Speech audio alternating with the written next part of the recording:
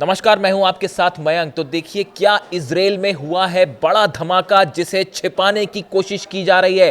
क्या इजराइल के अशदोद में ऑयल रिफाइनरी को उड़ा दिया गया है और क्या इस एक्शन के पीछे ईरान की सेना का हाथ है? क्या ईरान ने बदला लिया है इजराइल से? क्या इजराइल को करारा जवाब दिया गया है? ये 4-5 सवाल हैं जो सोशल मीडिया में है और मैं इसके पीछे की जो कहानी जो पिछले 24 घंटे में डेवलप हुई वो बहुत ही जबरदस्त है। मैं आपको उसकी एक एक चीज बताऊंगा। देखिए सबसे पहले कल अचानक ये खबर आती है। ये खबर ये थी कि इजराइल के अशदोद में, अशदोद वो इलाका जिस पे इजराइल ने कब्जा कर रखा है, और इजराइल के अशदोद इलाके में एक ऑयल रिफाइनरी में जबरदस्त धमाका हुआ और पूरी ऑयल रिफाइनरी तबाह हो गई।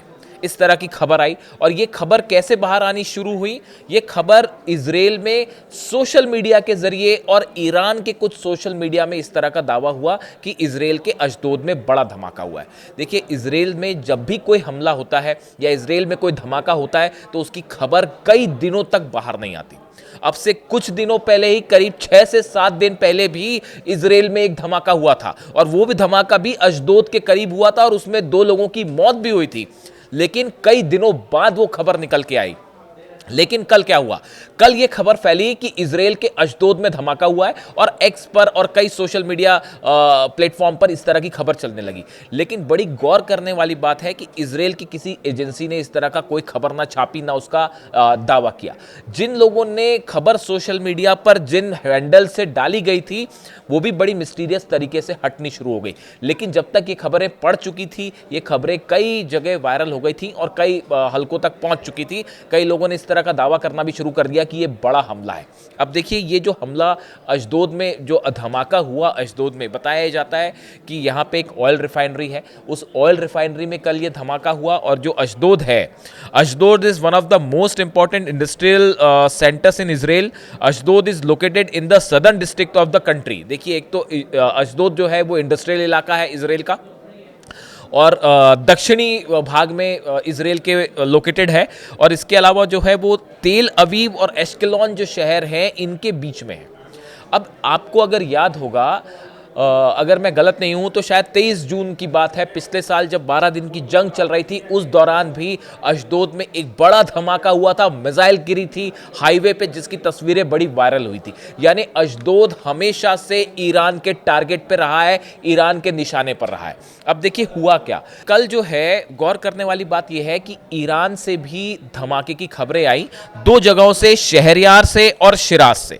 शहरयार जो इलाका है ये तेहरान प्रांत में स्थित है और दक्षिण पश्चिम में है तेहरान के। यहां पे कहा गया कि यहां पे एक हथियारों के डिपो पर ब्लास्ट हुआ है। इस तरह की खबरें कल आई। इसी तरह शिराज से भी खबर आई कि शिराज में जहां मिसाइल्स बनाने का सामान रखा जाता है वहां पे धमाका हुआ। और इसके कुछ ही देर बाद इजराइल से खबर आती है, इस तरह की खबरें चलने लगी। ईरान की कुछ साइट्स ने भी दावा किया कि अशदोद में बड़ा धमाका हुआ है। इन दोनों को फौरन जो एक्सपर्ट्स हैं उन्होंने जोड़ के देखा। देखिए मैं आपको बता चुका हूं, पिछली बार अगर आप देखें पिछले 10 दिनों के अंदर करीब 13 से 14 धमाकों की खबरें आई ईरान में, जो बड़े मिस्टीरियस हमले थे, जिसमें मिस्टीरियस धमाके थे, जिसमें यह नहीं पता चल पाया कि धमाका हुआ कैसे, ये एक्सीडेंट था या किसी तरह का कोई हमला था। देखिए जो अब एक्सपर्ट्स बता रहे हैं कि ईरान में इन धमाकों के पीछे मोसाद का हाथ है और ये एक प्रकार का जो है वो कोवर्ट ऑपरेशन है जो ईरान के खिलाफ किया जा रहा है और ईरान में आतंक फैलाने की कोशिश है। और ईरान में जो है जो बहुत सारे लोग ऐसे हैं जिनको ईरान की तरफ से गद्दार कहा जाता है, वो इसमें मदद कर रहे हैं और एजेंट्स हैं मोसाद के जो इस तरह के हमले करवा रहे हैं। पिछली बार जब हमला हुआ था, आप मेरा वीडियो देख सकते हैं, ईरान की सेना के कॉन्वॉय पर हमला हुआ था। ईरान की सेना की एक गाड़ी को उड़ा दिया गया था। उसके बाद ईरान में एक बड़ी बैठक हुई ईरान के आर्मी के कमांडर्स की और उस मीटिंग में यह तय हो चुका था कि अगर अब की बार किसी भी तरह का ईरान पर हमले की कोशिश होती है या कोई ब्लास्ट होता है, किसी तरह का कोवर्ट ऑपरेशन करने की कोशिश की जाती है तो ईरान की सेना इसका जवाब देगी। मैंने अपने वीडियो में खुद आपको बताया था कि आप इजराइल पर नजर रखिएगा कि अगर ईरान में कोई धमाके की खबर आती है क्या उसके बाद इजराइल से भी धमाके की खबर आती है। और देखिए कल वैसा ही हुआ। लेकिन बड़े गौर की बात यह है, गौर करने वाली बात यह है कि जिन सोशल साइट्स पर, हैंडल्स पर इस तरह के दावे हुए कि ब्लास्ट हुआ है अशदोद में, वो थोड़ी देर बाद हटाने शुरू हो गए। इजराइल से भी कुछ लोगों ने इस तरह का दावा किया, लेकिन उन्होंने इस खबर को वापस ले लिया। हालांकि ईरान के आपको कुछ न्यूज़ एजेंसी में इस तरह की खबर मिल जाएगी।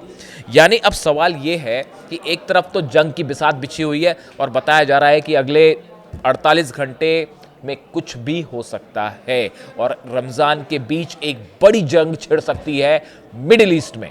यानी हालात इतने ज़्यादा तनावपूर्ण हैं कि 12 दिन की जंग के बाद आज का जो दिन है वो सबसे ज़्यादा तनाव भरा है और सिर्फ एक फैसले पर पूरा मिडिल ईस्ट टिका हुआ है कि कब हमला होता है, कब जंग की शुरुआत होती है। और जंग जो है वो लंबी चलने वाली है। इस बार ईरान ने भी तैयारी कर ली है, अमेरिका ने भी तैयारी कर ली है। जो खबरें ईरान से आ रही है, आरजीसी के सोर्सेस से जो खबर आई है, ईरान ने एक लंबी जंग की तैयारी कर ली है और हर एक बात का प्लान तैयार है कि अगर ईरान के मिसाइल सेंटर्स पर हमला होता है तो कैसे जवाब दिया जाएगा, ईरान के न्यूक्लियर इंस्टॉलेशंस पर हमले होते हैं तो क्या जवाब दिए जाएंगे, इजराइल पर कहाँ मिसाइल्स बरसाई जाएंगी, फारस की खाड़ी में कहाँ पे मिसाइल से हमला किया जाएगा, अमेरिकन शिप्स पे। और अगर ईरान के किसी बड़े कमांडर्स की कैजुअलिटी होती है तो उनका काम दूसरा कमांडर कैसे लेगा, ये पूरा पुख्ता प्लान तैयार है। चीन के जंगी जहाज फारस की खाड़ी में खड़े हैं, रूस के जंगी जहाज फारस की खाड़ी में खड़े हैं और ऐसा लगता है कि पूरा मिडिल ईस्ट जो है वो बारूद के ढेर पर बैठा हुआ है। बस एक चिंगारी की देर है और उसके बाद पूरे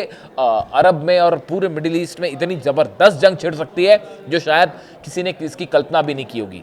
शायद यही वजह है कि डोनाल्ड ट्रंप अब तक फैसला नहीं कर पाए कि जंग करना है या नहीं करना है। लेकिन जो खबरें हैं उसके मुताबिक अमेरिका की सेना ने कह दिया है कि हम जंग के लिए तैयार हैं, अब हमें प्रेसिडेंट के ऑर्डर का इंतजार है। यानी दोनों तरफ से जंग की जबरदस्त तैयारी। अब इसके बीच में ये जो कोवर्ट ऑपरेशंस वाली बात है, देखिए ये बताया जा रहा है, कल ईरान में भी जब धमाके हुए तो उसके बाद यही बात कही गई कि ये कोवर्ट ऑपरेशन है, ये किसी तरह का वो नहीं है कि किसी तरह से कहीं पे चूक हो गई और धमाके हो गए। चूक और धमाके वाली बात जो है वो एक साथ नहीं हो सकती और ऐसी जगह पर नहीं हो सकती जो ईरान के एकदम सुरक्षित ठिकानों में से एक है, उसको निशाना बनाना। आप देखें 12 दिन की जंग के पहले भी इस तरह के ब्लास्ट हुए थे, खासतौर पर बंदर अब्बास में जो धमाके हुए थे वो 12 दिन की जंग के पहले इसी तरह की खबरें आनी शुरू हो गई थी और अब मामला एक बार फिर उस तरफ बढ़ रहा है। लेकिन इस बार ईरान की सेना ने यह भी तय कर लिया है कि अगर हमारे यहाँ किसी तरह का कोवर्ट ऑपरेशन होगा तो जैसे को तैसा जवाब वहां भी दिया जाएगा। और ये जो अशदोद में धमाके वाली खबर है, जो बड़ी गुपचुप तरीके से और मिस्टीरियस तरीके से जिसको कहा जा रहा है कि दबाने की कोशिश हो रही है इस खबर को, इजराइल में कभी खबरें बाहर नहीं आती। देखिए इजराइल में जब पिछली बार मोसाद के हेडक्वार्टर पर हमला हुआ था और मोसाद का हेडक्वार्टर उड़ा दिया गया था, सबसे पहले मैंने आपको खबर दी थी, हमने अपने चैनल से दावा किया था कि इजराइल में जो है वो मोसाद के हेडक्वार्टर को उड़ा दिया गया है और उसके 7 दिन बाद ये खबर निकल के आई कि मोसाद का हेडक्वार्टर जो है वो वाकई उसको बड़ा नुकसान पहुंचा है।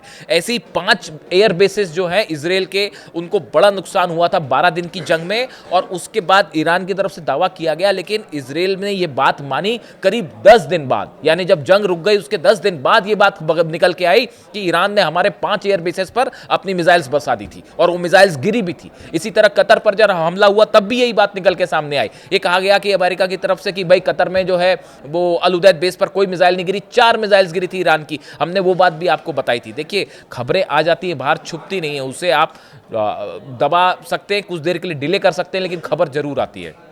अब ऐसा ही दावा जो है वो अशदोद को लेकर भी है और खबर यह भी है कि अब से 7 दिन पहले भी अशदोद के पास एक ऑयल रिफाइनरी में धमाका हुआ था जिसमें 2 लोगों की मौत भी हुई थी। अशदोद में अगर ये धमाके की खबर सच है तो आप समझिए इजराइल और ईरान के बीच एक बड़ा कोवर्ट वॉर शुरू हो चुका है और ईरान ने अब जवाब देना शुरू कर दिया है। ईरान की सेना ने भी जवाब देना शुरू कर दिया है कि अगर आप हमारे सिटीज में, हमारे शहरों में अगर धमाके करते हैं तो आपके शहर भी सुरक्षित नहीं है। यही मैसेज दिया गया है। इसे ही कहा जा रहा है कि जैसे को तैसा, टिट फॉर टैट। और अब देखते हैं अगले 48 घंटे में मामला किस तरफ आगे बढ़ता है और क्या इस तरह के और धमाके होते हैं, क्या इजराइल से और धमाकों की खबरें आती हैं। इससे जुड़ा जो भी अपडेट होगा मैं आप तक पहुंचाऊंगा। Thank you so much.